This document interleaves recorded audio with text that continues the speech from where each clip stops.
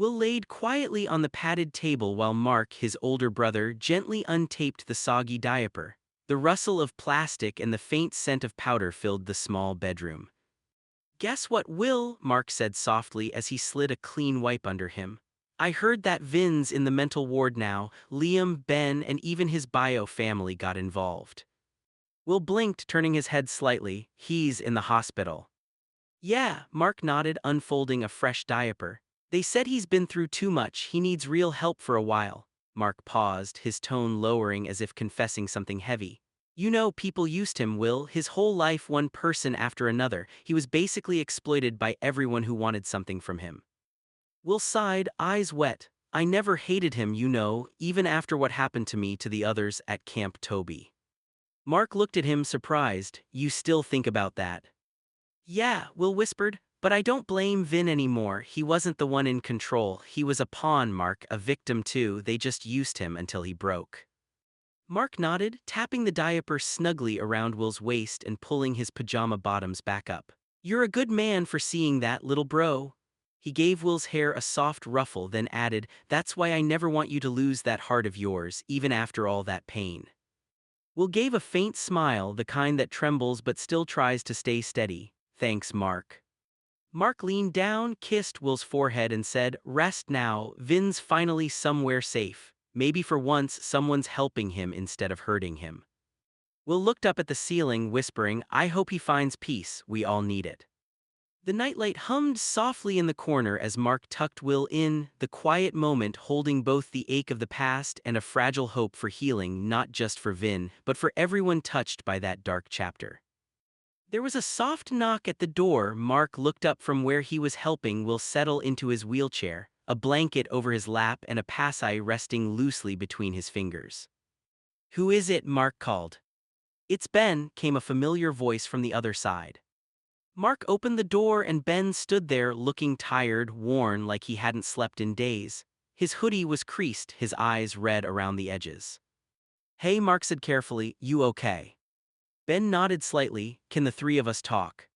Will's hands tightened on the armrest of his chair. "About Vin?" he asked quietly. Ben stepped inside, closing the door behind him. "Yeah," he said, his voice low, "about Vin and about me not going back." Mark pulled up a chair beside Will, his hand resting protectively on his brother's shoulder. "You're done with him." Ben let out a shaky breath and sat down on the edge of the bed. "I can't do it anymore. I've been at that hospital every day, but I'm not helping him. I'm just making both of us drown in what's left of the past." He looked up at Will. "You were right, he needs help, but not from me, not from someone who keeps seeing what happened instead of who he is." Will nodded slowly. "He needs doctors, family, not guilt," he said softly.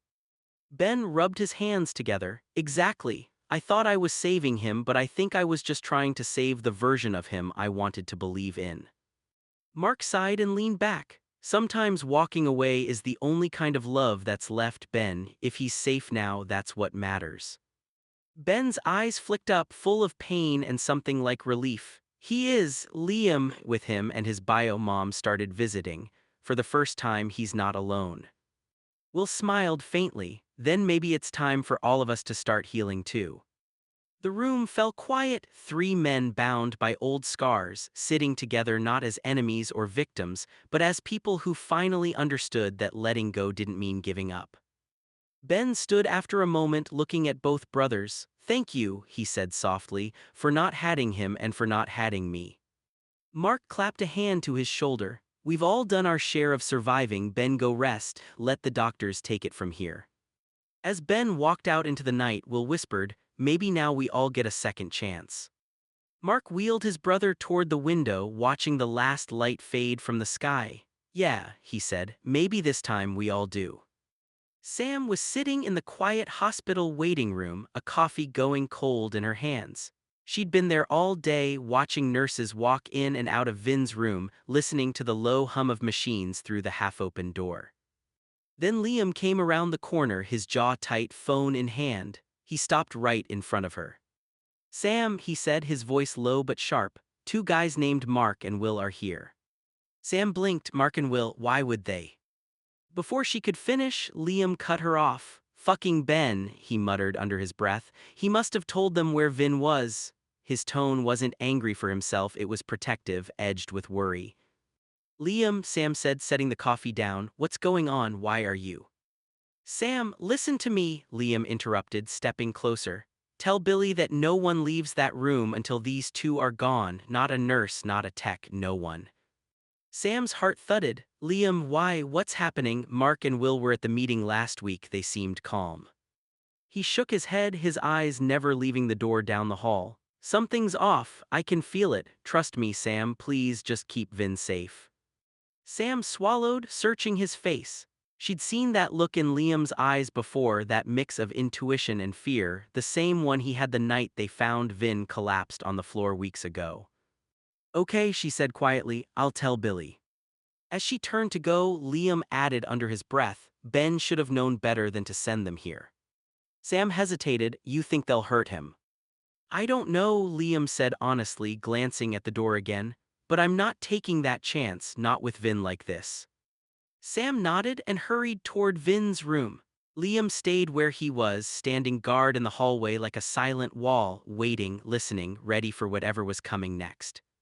Sam came back down the hall, her steps quick, voice low but firm.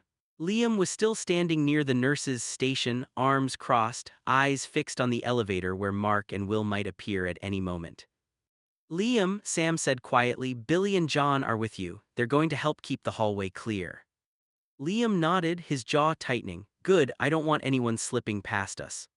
Sam turned to look toward Vin's room where the faint sound of the TV played softly.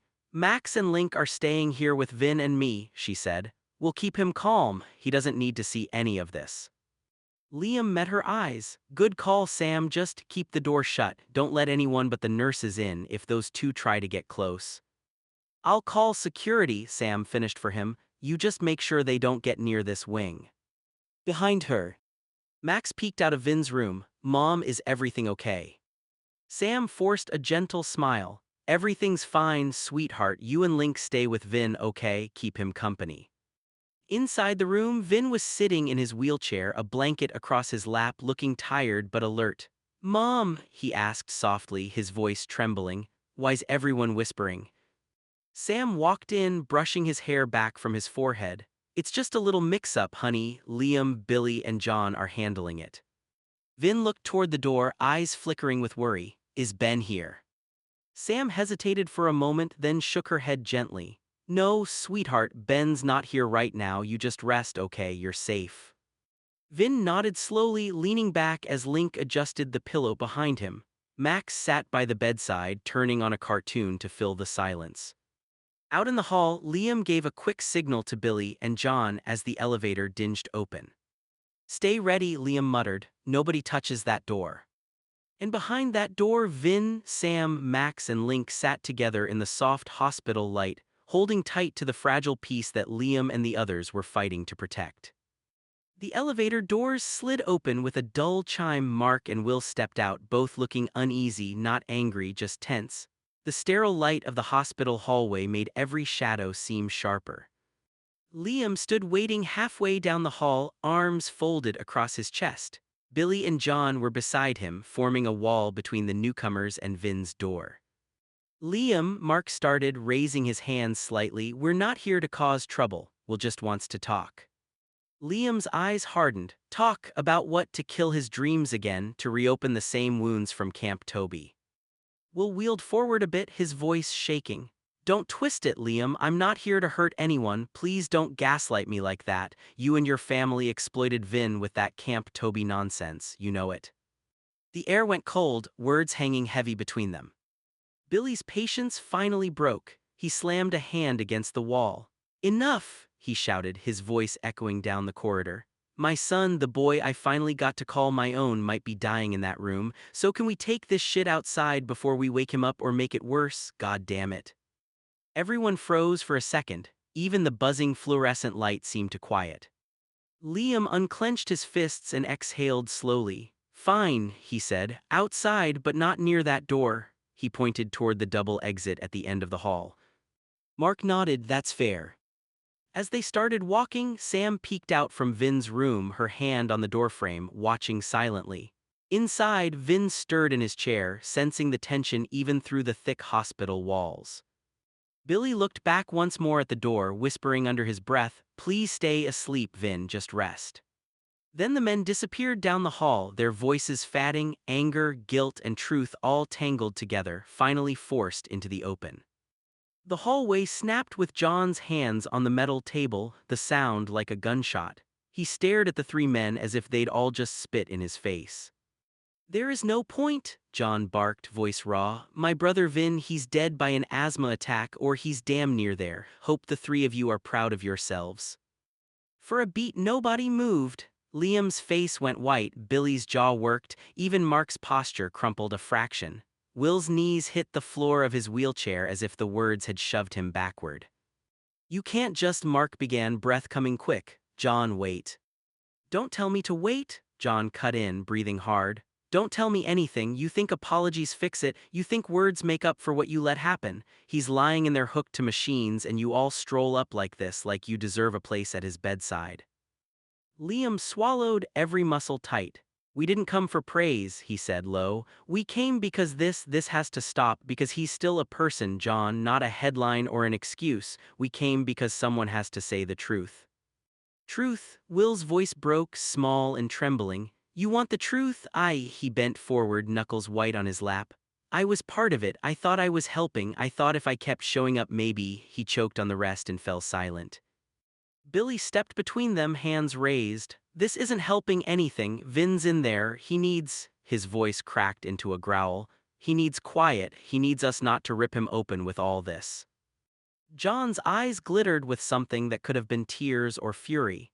"You talking about helping? You and your family ran Camp Toby. You made him do things he didn't understand. You left him exposed. Don't stand here and pretend you're saints." Mark's face, usually placid, hardened into something older than the hospital corridor. "We were kids too," he said, voice low. None of us were pure in any of it, but blaming only gets us nowhere. If you want someone to blame, look at the system that let it happen. Look at the grown men who ignored what was going on." John slammed his fist down again, softer this time, knuckles white. "I don't want your history lesson, I want my brother to wake up." He breathed in, the sound sharp. "If any of you cared, you'd leave him the hell alone and let the people taking care of him do their job." A tired, heavy silence settled. Even the fluorescent lights seemed to dim. Will's shoulders shook. "I'm sorry," he whispered, so small it could have been lost. "I'm so sorry, John, for everything." John's face didn't change. "Sorry won't pull him off that bed," he said, "but I'll take it if it's real." Liam stepped forward, bridging the gap between accusation and confession. "Then don't let this be another scene where we talk and nothing changes. If you want us to stay away, fine. If you want us to help, tell us how, but don't pretend shouting kills what actually happened. It only makes it louder." For a moment the men simply looked at one another, anger, grief, guilt braided together. Outside the door, distant and faint, the hospital monitors continued their steady beeping, indifferent and necessary. John finally looked away, jaw unclenching as if the fight had drained out of him.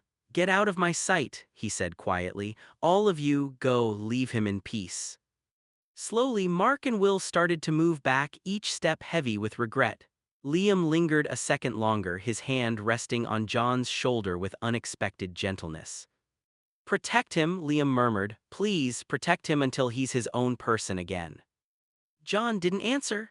He just stared toward Vin's door, the thin line of separation between the world that had broken them and the small room that might, if fate and medicine and time allowed, begin to put them back together. Sam stepped closer to John as he stood rigid in the hallway, his face pale and tense. "John," she said softly, placing a hand on his shoulder, "he's going to be okay."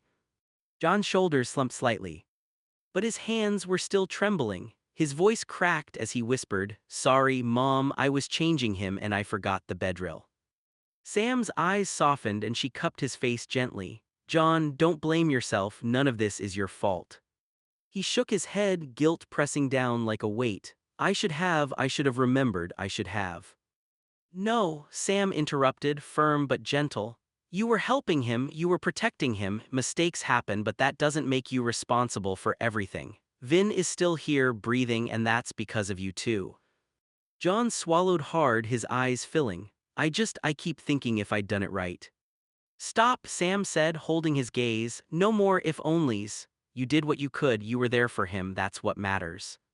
He nodded slowly, exhaling a shaky breath, trying to absorb her words. Thanks, Mom, he whispered. I needed to hear that. Sam gave a small, reassuring smile. We all need reminders sometimes. Now let's get back to him. He needs us calm, not panicking. John finally allowed himself to follow her back into Vin's room, the tension in his body easing just enough to sit by his brother's side. Inside, Vin lay quiet, unaware of the storm that had passed outside but surrounded by the people who loved him and who would keep him safe no matter what. The room was dim and quiet except for the rhythmic beeping of the heart monitor. Sam sat on one side of the bed, John on the other, both half dozing after hours of watching Vin sleep. Then came a sound, soft at first then sharper. A wheeze. John's eyes snapped open. Mom, he whispered urgently. Mom, he's wheezing. Sam leaned forward instantly, her voice shaking. Vin, sweetheart. Vin's eyes fluttered open, glassy and unfocused. His chest rose unevenly, breaths short and raspy. The wheezing grew louder, more frantic. Help, Sam called, pressing the nurse button. He can't breathe right. Within seconds, a nurse rushed in, calm but quick, checking Vin's chest with practiced hands. All right, I've got him, she said, her tone steady. She reached into her bag, pulling out a nebulizer kit. Vin's head tilted slightly, eyes flickering between Sam and John as the nurse fitted the mask gently over his face. The machine hummed to life, releasing a soft mist. Just breathe, sweetheart, Sam murmured, brushing his hair back. Slow breaths, you're okay. John stepped back, hand over his mouth, guilt flooding back despite her earlier words. It's my fault, he whispered hoarsely. I should have stayed up, I should have. The nurse looked up firmly. He's stabilizing, you did everything right calling for help this fast. Sam squeezed John's hand. See, you were here when he needed you, that's what matters. The tension in the room eased as Vin's breathing began to even out, each breath smoother than the last. The wheeze softened into quiet inhalations. Vin blinked up through the mist, eyes wet but calmer. His hand twitched weakly toward his mom's. I'm here, baby, Sam whispered, tears slipping down her cheeks. You're okay now, just breathe. John finally exhaled, lowering himself into the chair beside the bed. You scared us, he said softly, his voice breaking into a half-laugh, half-sob. The nurse smiled faintly as she adjusted the tubing. He's stronger than he looks, keep talking to him, that helps. Vin's chest rose and fell slowly now, the faint hum of the nebulizer filling the silence. Sam stroked his arm and John reached for his brother's hand. After all the chaos and shouting, the moment was still, fragile, real, and filled with something they hadn't had in a long time. Hope. Vin's breathing steadied little by little, the mist from the nebulizer curling around his face like a quiet cloud. The nurse finished checking his oxygen level, then stepped out, leaving the family together in the dim hospital room. John was still sitting on the edge of the bed, shoulders hunched, staring at the floor. His eyes were red from holding back tears. John, Vin's voice came out rough through the mask. Stop beating yourself up. John looked up fast. Vin, don't talk, you need to rest. Vin shook his head weakly. I'm fine, he rasped. We didn't know I'd have a seizure while you were helping me. It's messed up, yeah, but that's just how my life goes sometimes. John tried to speak, but Vin reached out a trembling hand, resting it on his brother's wrist. Don't shut down on me, okay? Don't leave like Ben did, just talk to me, that's what helps, that's what calms me down. John swallowed hard, tears finally spilling over. I thought I lost you, Vin, I can't go through that again. Vin gave the smallest smile beneath the mask. Then stay, we'll figure it out, just stay. Sam, standing by the window, wiped her eyes quietly. The monitor beeped steady and calm, each sound a little stronger than before. John nodded, leaning closer, his voice soft now. Okay, I'm here, we'll talk. And for the first time that night, Vin closed his eyes not from exhaustion but from relief, because the people he loved hadn't walked away. The door creaked open just as the room had begun to settle. Sam turned first, surprised to see Liam step in, followed by Will pushing his chair and Mark just behind him. John rose to his feet instantly, defensive. What are you doing here? Liam held up a hand. Easy, we just came to check on him. Vin stirred in the bed, still wearing his oxygen mask but alert enough to catch the sound of their voices. His brows knit together as he turned toward them. That guy told them I'm in this place, Vin asked, his voice raspy but sharp. Liam hesitated. Yeah, word got around. Mark stepped forward, nervous but honest. Yes, Vin, Ben sent us, he thought. But Vin cut him off, his tone sudden and fierce. If you came to talk about Ben, he said, breathing unevenly through the mask, then just leave. I don't want to hear his name, not tonight. Silence fell heavy in the room. The hum of the nebulizer was the only sound. Will looked down, his fingers tightening on the armrest of his chair. Mark's lips parted like he wanted to explain, but Sam spoke first. You heard him, she said quietly. He's been through enough, let him breathe. Liam nodded slowly, guilt flickering across his face. All right, he said. No talk about Ben, we just needed to see for ourselves that he's alive, that he's really okay. Vin exhaled, still weak but steady. I'm here, he said, that's all that matters. Liam gave a small nod, eyes glancing once at John before backing toward the door. Then we'll go, get some rest, Vin. As the door closed behind them, Sam brushed her son's hair back, whispering, You did good, sweetheart, you told them what you needed. Vin's eyes drifted shut again, his voice barely above a whisper. Yeah, just no more Ben, not tonight. The room was quiet again after Liam, Mark, and Will had gone. The nebulizer's soft hum was the only sound. Sam sat beside Vin's bed, brushing her thumb over his hand.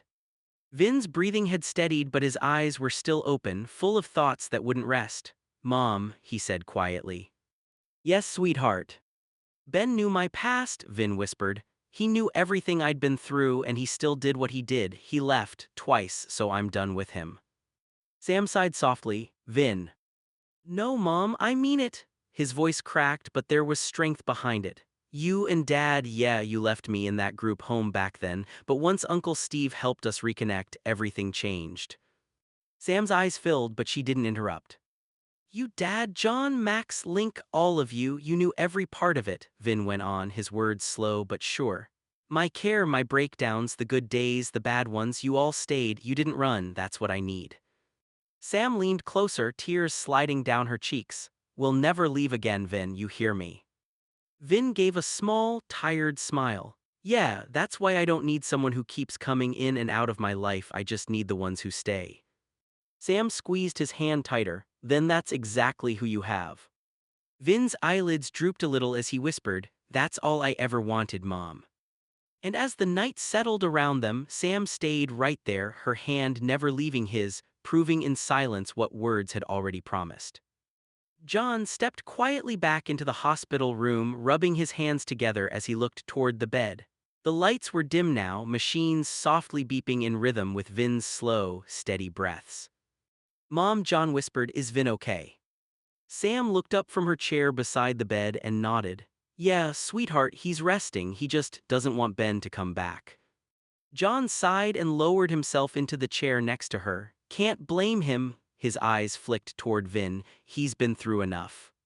Sam's expression shifted, heavy and full of old pain. John, I've got so much guilt for placing him in that group home years ago. If I hadn't done that, maybe his life would have been easier. John turned to her quickly, his voice firm but kind. Mom, don't do that to yourself. You lost his twin, remember, the baby with the same needs as Vin. You and Dad were broken and you did the best you could with what you had. Sam's eyes glistened, still it never stopped hurting. John reached over, taking her hand. Vin forgave you months ago, he told me himself, he loves you now, he never stopped. Just then, a faint sound came from the bed. Both of them looked over as Vin's eyes blinked open. He was half awake, his voice barely above a whisper, rough but clear. I always did, Vin murmured. Sam froze, a tear slipping down her cheek as she leaned closer. Oh, honey. John smiled softly. See, Mom told you. Vin managed a weak grin, eyes drifting shut again. Always did, he repeated, his words fading into the steady rhythm of the heart monitor. Sam brushed his hair back gently and whispered, We love you too, baby, always have. And in that small, quiet hospital room surrounded by family, the past finally began to loosen its grip, replaced by forgiveness, love, and a peace they had all been searching for. The next morning, sunlight slipped through the blinds, landing gently across Vin's blanket. The steady hum of machines was quieter now, most had been turned off. A nurse smiled as she checked Vin's chart. "Well," she said softly, "looks like you're good to go home today, Vin." Vin blinked, still a little groggy but alert. "Home," he whispered, then smiled faintly. I didn't think I'd hear that again so soon." Sam was already standing at the edge of the bed, packing up Vin's bag. "That's right, sweetheart. Doctor said you're stable, just need rest, your meds, and us to keep an eye on you." John came in behind her, pushing the folded wheelchair. "And maybe fewer scares for a while, huh?" Vin laughed a little. "No promises." As Sam helped him into a fresh diaper and soft clothes, she hummed quietly, a tune she used to sing when he was little. Vin leaned into her hand, eyes half shut in comfort. When she finished, John helped transfer him carefully into the chair. "There we go," John said, strapping the lap belt gently. "Ready to roll, champ." Vin grinned. "Yeah, ready." As they left the ward, nurses waved goodbye. Sam paused by the doorway, looking back one last time, not with guilt this time, but with relief.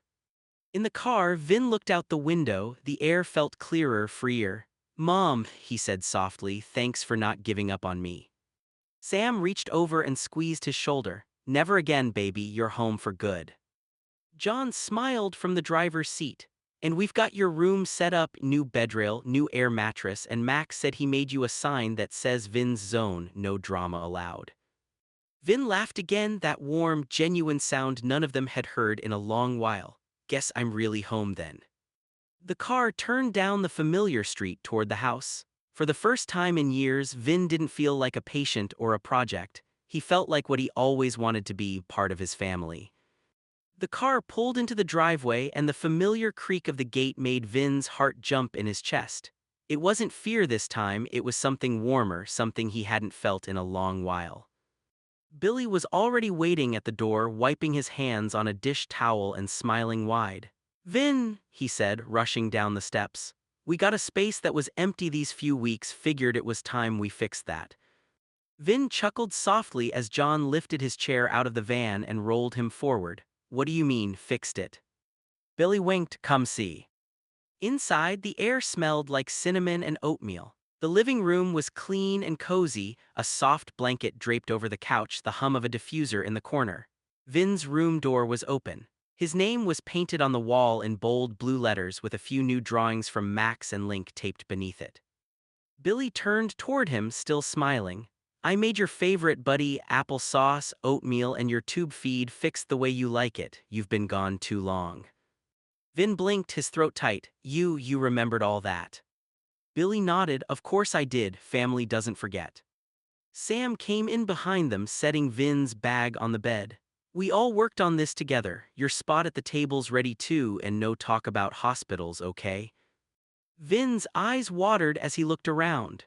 Every detail, every little thing, the soft nightlight, the folded pajamas, even the stuffed bear from years ago sitting on the dresser. John leaned against the doorframe. "Welcome home, bro, you earned some peace." Vin smiled, voice cracking just a little. "It's perfect." Billy stepped closer, resting a hand on Vin's shoulder. "You just rest now, eat, breathe, and let us take care of you, that's all you gotta do." Vin nodded slowly, the warmth of the room sinking deep into him. "I think I can finally do that." And for the first time in a long time. When the evening light faded through the curtains, Vin didn't feel lost. He felt safe, surrounded, and home. That evening, the house was quiet except for the soft ticking of the clock and the hum of the heater. Vin was propped up in bed, fresh pajamas on, the glow of his nightlight shining faintly against the wall. Sam sat on one side of the bed, John on the other, while Billy leaned against the doorway. Max and Link were sitting cross-legged on the floor, showing Vin one of their new drawings of the family together. Vin looked around at all of them, his voice gentle but steady. "Mom, Dad, John, Max, Link, thank you for this." Sam smiled softly, brushing her hand through his hair. "For what, sweetheart?" Vin took a slow breath. For these last 2 months, no drama, no yelling, no one leaving or fighting, just quiet. It felt weird at first, but he smiled a little wider. I liked it, so thanks for that.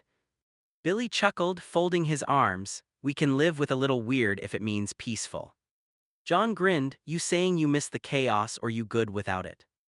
Vin laughed weakly, nah, I'm good without it, let's keep it that way. Max looked up from the floor. We even made a rule for that in no drama in Vin's zone. Link added, we taped it right over your TV. Vin laughed again, the sound light and real. Guess that means it's official then. Sam leaned over and kissed his forehead. You deserve peace, baby, we all do, and now you've got it right here. Vin's eyes grew heavy, the comfort of family wrapping around him like a blanket. Yeah, he whispered, his voice fatting softly, right here. Billy turned off the light, leaving just the warm glow of the nightlight. As everyone quietly left the room, Vin smiled to himself, no fear, no noise, just love. For the first time in years, peace didn't feel temporary, it felt like home. The next morning, sunlight poured softly through Vin's window, painting warm stripes across the blankets. The house was calm, the kind of calm that had been rare for a long, long time. In the kitchen, Sam was pouring coffee while Billy worked on breakfast. John sat at the table, flipping through the morning news on his phone. Max came in quietly, still in his hoodie, rubbing the sleep from his eyes. Sam smiled, morning honey, you check on your brother. Max nodded, his voice low. Yeah, I went in like I used to before he went into the hospital just to make sure he was breathing okay. But this time, he smiled softly, almost in disbelief, he was already asleep, like really asleep, peaceful. John looked up, setting his phone aside. Maybe he got healed there, he said quietly. Not just his body but the rest of him too, he went through hell. Billy nodded slowly. That kind of pain doesn't go away easy, but he's home now with us, that's what matters. Sam's eyes glistened, but she smiled. I think for the first time he finally believes that. Just then they heard a faint voice from the hallway, a sleepy, raspy mom. Everyone turned. Vin sat in his wheelchair, wrapped in a blanket, hair a little messy but with a small, peaceful grin on his face. Morning, he said softly, smells like oatmeal. Billy chuckled, you bet it does, applesauce too, just how you like it. Vin wheeled closer, the morning light glinting off his chair. Guess I really made it home, huh? Sam nodded, her voice warm and sure. Yeah, baby, you really did. Vin smiled wider, then let's eat. And for the first time in forever, breakfast wasn't about routine or survival. It was about family, laughter, and the feeling that maybe, just maybe, the worst was finally behind them. Later that afternoon, the house was full of soft music and the smell of soap from the laundry room. Vin sat at the table finishing his oatmeal and apple sauce while John laid out his meds beside a cup of water. All right, bro, John said, handing them over gently. Once you take these and eat a little more, I'll help you shower and change that diaper, okay? He sighed, rubbing the back of his neck. I'm sorry, Vin, I should have been doing more before you got sick. Vin swallowed, then gave him a small grin. Bro, I'm good, stop beating yourself up, you're turning into mom. From the couch, Sam looked up, pretending to be offended but smiling. Hey, I'm sitting right here, mister. Vin chuckled, the laugh breaking into a little cough. Sorry, Mom, but it's true, he's doing the whole worry and apologize thing. John rolled his eyes, a bit of color rising to his cheeks. Yeah, well, maybe I learned it from the best. Sam shook her head, but her smile softened. You boys are impossible, but I'll take it, means you care. Vin nodded slowly, his tone gentler now. Yeah, that's what matters. John handed him the water, watching as Vin took his meds. Then he wheeled him toward the bathroom, teasing, come on, let's get you cleaned up before Mom decides to supervise us too. Sam laughed from behind them, don't tempt me. The sound of their laughter echoed down the hall, easy, warm, and real. For the first time in years, it wasn't weighed down by guilt or fear, it was just family, messy, loving, and whole again. Steam drifted out from the bathroom door as John helped Vin finish his shower, wrapping him carefully in a soft towel before easing him back into his chair. The evening light was fading through the window, soft and orange. John fastened a fresh diaper on Vin, then helped him into his clean shirt. Everything felt calm, quiet until Vin spoke up, his tone sharp but steady. John, he said suddenly. Yes. Vin looked down for a moment, then up again. If you ever see the B guy, he paused, his mouth tightening a little, tell him to go and fuck himself for me. John froze, then nodded slowly, got it.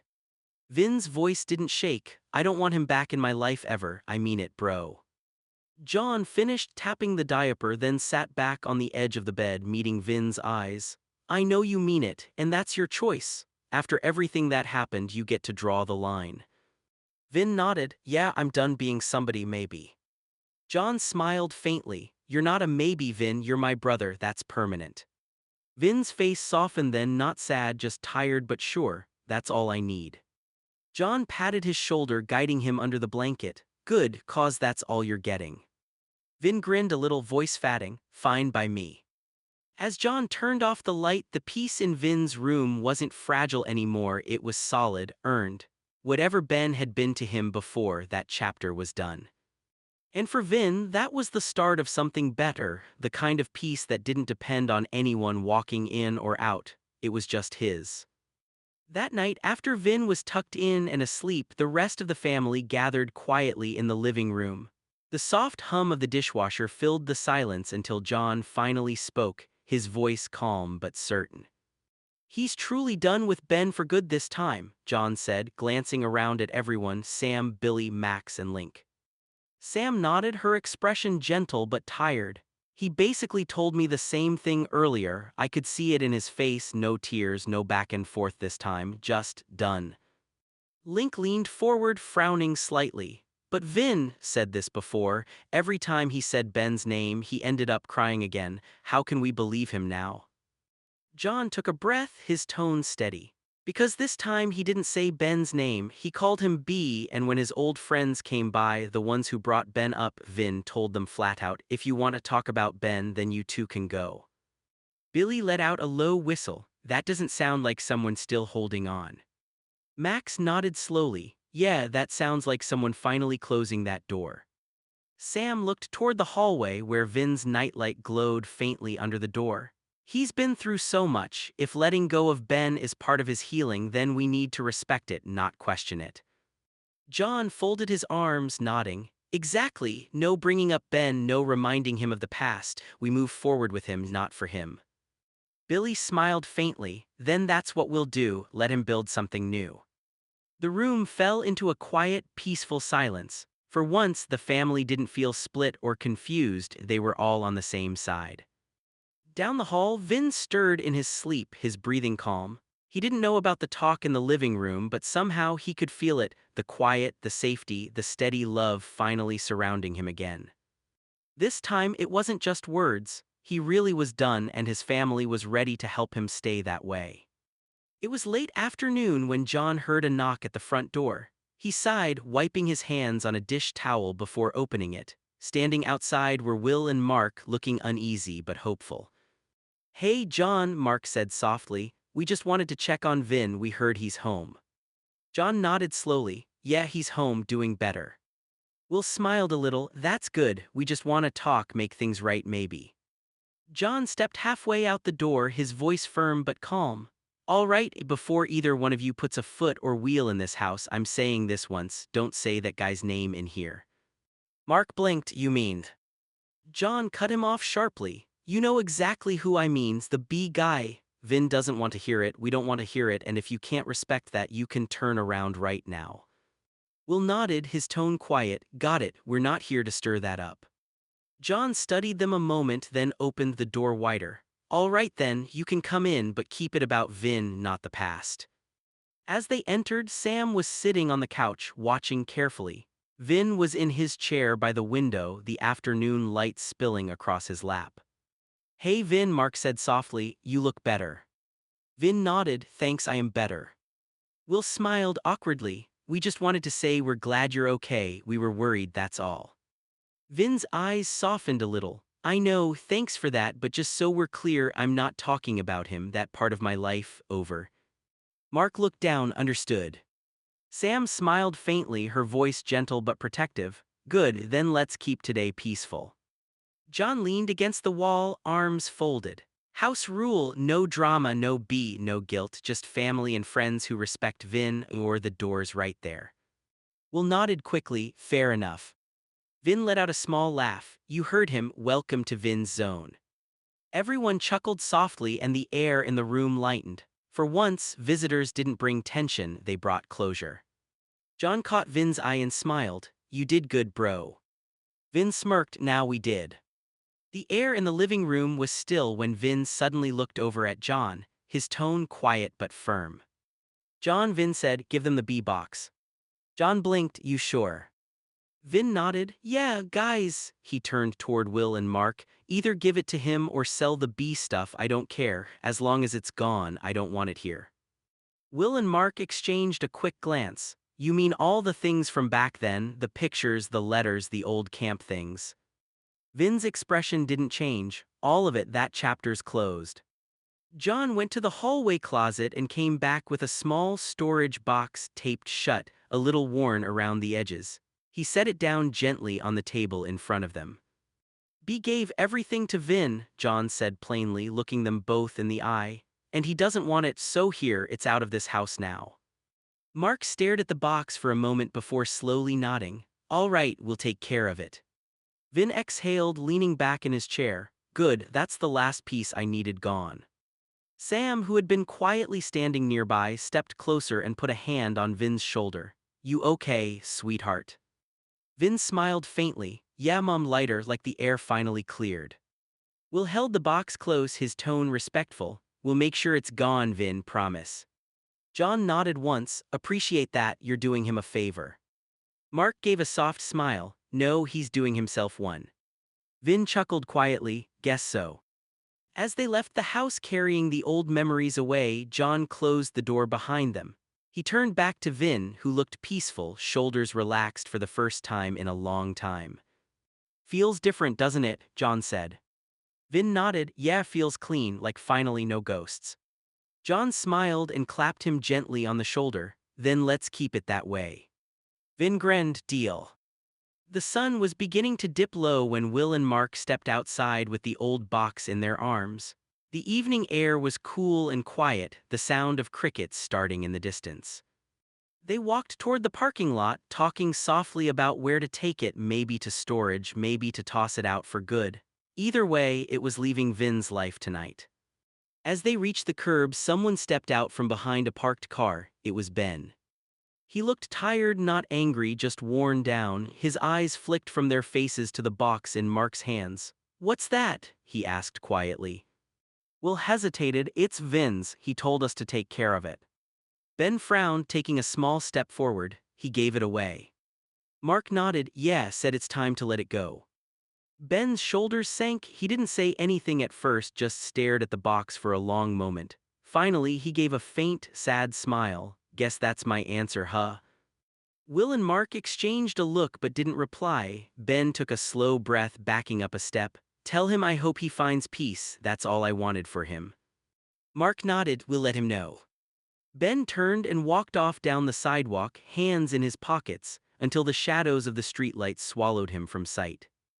Back inside, Vin sat with Sam at the kitchen table. She handed him a cup of tea and he looked out toward the window, unaware of what had just happened outside but feeling somehow that something had shifted.